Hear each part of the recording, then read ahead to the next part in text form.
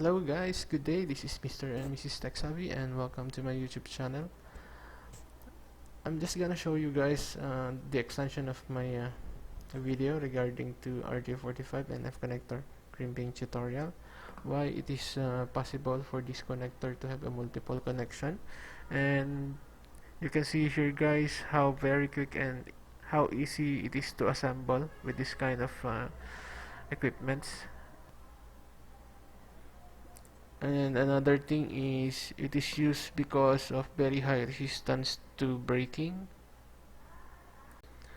while your Cat5e wall jack has some features like a shallow design for minimum depth, fast, easy and reliable termination. You also have here color coding for you to distinguish if you're going to make straight through or cross connection.